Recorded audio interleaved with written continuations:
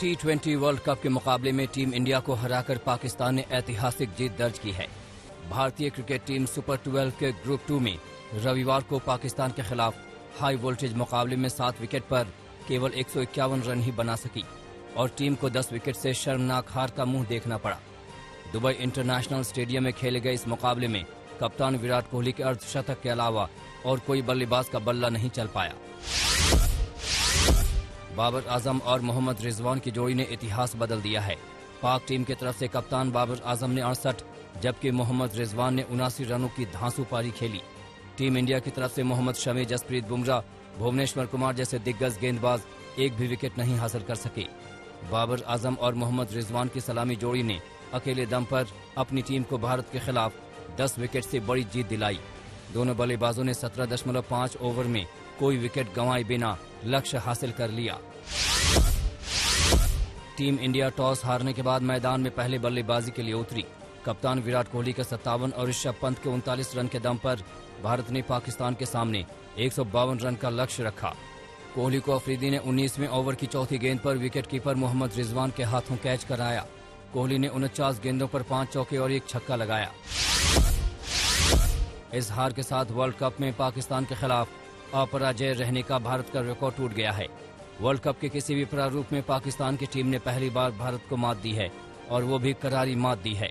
पाकिस्तान की team T20 international cricket में अब तक एक बार भी 10 विकेट से नहीं जीती थी और वहीं भारतीय टीम अब तक एक बार भी T20 इंटरनेशनल क्रिकेट में 10 विकेट से नहीं हारी थी, लेकिन इस बार दोनों रिकॉर्ड टूट गए। कप्तान विराट कोहली की किस्मत ने एक बार फिर साथ नहीं दिया। पाकिस्तान के खिलाफ इस महामुकाबले में विराट कोहली ने टॉस गंवा दिया और इसी के साथ भारत की हार भी तय हो गई। अगर पिछले 8 मैच का रिकॉर्ड देखें तो साल 2018 के बाद T20 में भारत ने उन सभी मैचों को गंवाया है जहां उसने पहले बल्लेबाजी करते हुए 160 से कम रन बनाए हैं। रविवार को भी ऐसा हुआ। भारत ने टॉस हारा और पहले बल्लेबाजी करते हुए सिर्फ 151 रन ही बनाए।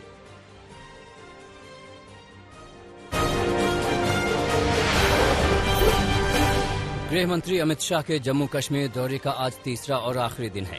रविवार को गृह मंत्री अमित शाह ने जम्मू में बड़ी जनसभा को संबोधित किया। सभा में अमित शाह ने कहा कि अब जम्मू कश्मीर के विकास में कोई खलल नहीं डाल पाएगा। इसके साथ उन्होंने ये भी कहा कि जम्मू के साथ हुए भेदभाव का समय अब खत्म हो गया है। महबूबा और फारूक अब्दुल्ला के परिवार को निशाने पर लेते हुए शाह ने कहा कि अब जम्मू कश्मीर में 3 परिवारों की दादागिरी नहीं चलेगी। गृह मंत्री आरिसपुरा सेक्टर में भारत पाकिस्तान बॉर्डर के आखिरी पोस्ट पर पहुंचे और जवानों का हौसला बढ़ाया। इस दौरान जम्मू कश्मीर के उपराज्यपाल मनोज सिन्हा भी गृह मंत्री के साथ मौजूद थे। गृह मंत्री अमित शाह के दौरे के बीच फारूक अब्दुल्ला ने फिर पाकिस्तान राग अलापा है। फारूक अब्दुल्ला ने कहा कि घाटी में शांति तभी आ पाएगी जब भारत सरकार फिर पाकिस्तान से बातचीत शुरू करेगी। इसके साथ फारूक अब्दुल्ला ने यह भी कहा कि हमारी पार्टी की सरकार बनी तो जम्मू कश्मीर में अनुच्छेद 370 को वापस लाएंगे। प्रधानमंत्री नरेंद्र मोदी आज उत्तर प्रदेश का 1 दिन का दौरा करेंगे। इस दौरान पीएम 9 मेडिकल कॉलेज का उद्घाटन करेंगे। साथ ही प्रधानमंत्री आत्मनिर्भर स्वस्थ भारत योजना की शुरुआत करेंगे। इसके साथ मोदी अपने संसदीय क्षेत्र वाराणसी के लिए विभिन्न परियोजनाओं का भी उद्घाटन करेंगे। इस अवसर पर यूपी के मुख्यमंत्री योगी आदित्यनाथ और केंद्रीय स्वास्थ्य मंत्री मनसुख मांडविया भी मौजूद रहेंगे। 3.5 साल से भी ज्यादा समय के बाद आरजेडी प्रमुख लालू यादव रविवार को पटना पहुंचे। पटना एयरपोर्ट पर तेजस्वी यादव और तेज प्रताप समर्थकों के साथ लालू यादव के स्वागत के लिए पहुंचे। लालू 2 सीटों पर होने वाले उपचुनाव से ठीक पहले बिहार पहुंचे हैं। दोनों सीटों को लेकर आरजेडी और कांग्रेस भी आमने सामने हैं। दिल्ली से पटना रवाना होने से पहले लालू यादव ने बिहार कांग्रेस के प्रभारी भक्त चरण दास पर तीखा हमला बोला और कहा कि क्या हारने और जमानत जब्त कराने के लिए कुशेश्वर स्थान की सीट कांग्रेस को दे देते। दिल्ली के मुख्यमंत्री अरविंद केजरीवाल आज अयोध्या जाएंगे। दोपहर बाद अरविंद केजरीवाल अयोध्या पहुंचेंगे और शाम को सरयू आरती में शामिल होंगे। 26 अक्टूबर को केजरीवाल रामलला और हनुमानगढ़ के दर्शन करेंगे और शाम को दिल्ली के लिए रवाना होंगे।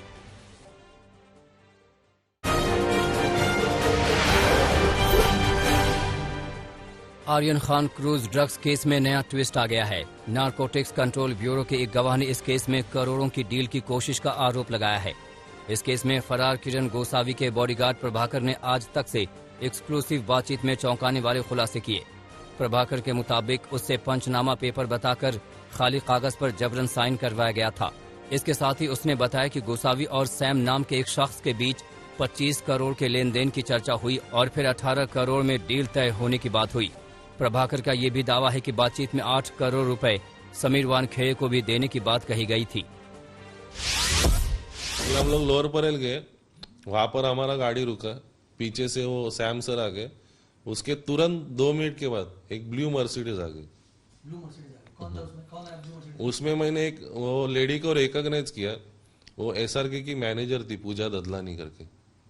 आपको कैसे पता पूजा ददलानी थी? सर मैंने अभी 2 मिनट पहले बोला था कि सोशल मीडिया पे ना एसआरके की मैनेजर कौन है, बॉडीगार्ड कौन है, या फिर सलमान खान का बॉडीगार्ड कौन है, या मतलब हम लोग डेली देखते रहते, रीड करते रहते, तो तुरंत पहचानने में आ जाता है। आपने कितने नजदीक से देखा पूजा ददलानी को? 5 फीट की दूरी पे। अच्छा, एकदम सामने देखा। किसके साथ बात कर रही थी वो? किरण गोसावी, सैम और ये 3 जन आपस में बात कर रहे थे। ड्रग्स केस में प्रभाकर का दावा है कि वो किरण गोसावी के बॉडीगार्ड के रूप में काम करता था। हलफनामे में प्रभाकर ने ये दावा किया कि वो रेड वाली रात गोसावी के साथ था। प्रभाकर ने यह भी बताया कि उसने गोसावी को सैम नाम के आदमी से एनसीबी के दफ्तर के पास मिलते देखा था। प्रभाकर का कहना है कि तभी से गोसावी रहस्यमयी तरीके से फरार है। उसने कहा कि मुझे समीर वानखेड़े से भी खतरा है। प्रभाकर ने रेड के समय के कुछ वीडियोज और फोटोज भी पेश किए।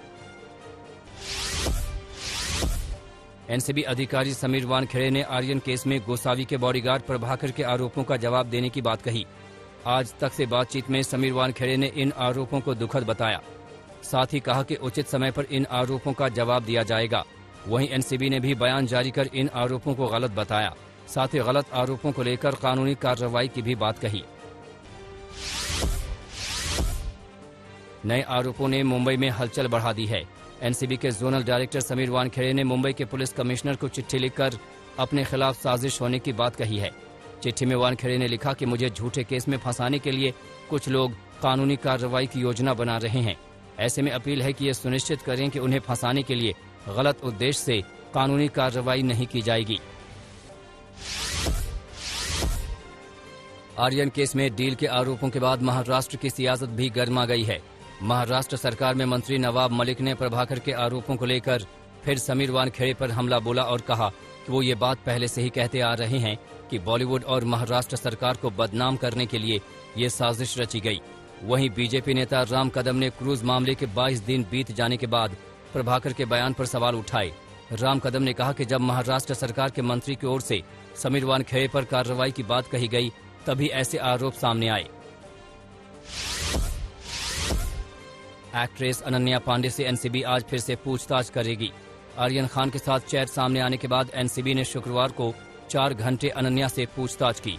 इससे पहले गुरुवार को भी अनन्या से 2 घंटे तक पूछताछ हुई थी। जानकारी के मुताबिक एनसीबी आर्यन से चैट्स को लेकर ही पूछताछ कर रही है।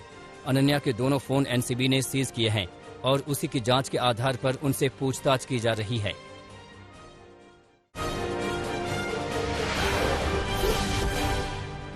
फिलिस्तीन ने आतंकियों को आर्थिक सहायता देने के इजरायल के आरोप से इनकार किया है। इजरायल ने फिलिस्तीन की 6 सामाजिक संस्थाओं को आतंकी गुट बताया था।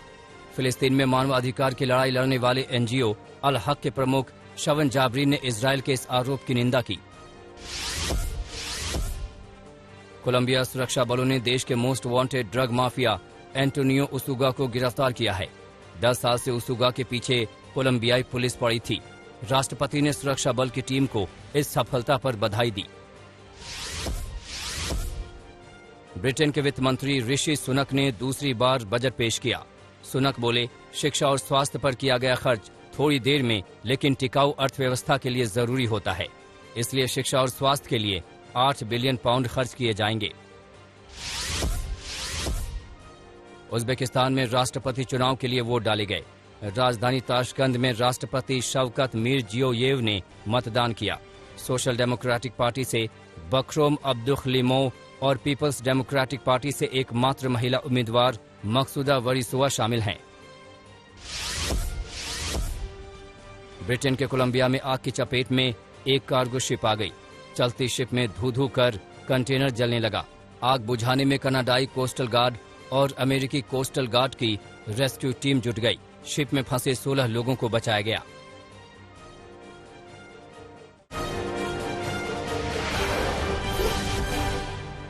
अफगानिस्तान की राजधानी काबुल में बेरोजगारी से हालात बिगड़ गए हैं। रोजी रोटी चलाने के लिए घर के गहने को बेचने के लिए अफगानी मजबूर हो रहे हैं। तालिबान राज में देश में बेरोजगारी और महंगाई से लोग बेहद परेशान हैं। चीन के उत्तर पश्चिम स्थित गांगसू राज्य में कोरोना बेकाबू हो गया है। कोरोना संक्रमण को बढ़ने से रोकने के लिए पर्यटन बंद कर दिया गया। राज्य के स्वास्थ्य और टूरिज्म आयोग ने यह फैसला लिया। गांगसू में अचानक कोरोना के मरीज बढ़ रहे हैं। हॉलीवुड मूवी रस्ट की शूटिंग के दौरान सिनेमाटोग्राफर हालिया हचेंस की दुर्भाग्यपूर्ण मौत पर न्यू मैक्सिको में श्रद्धांजलि सभा रखी गई।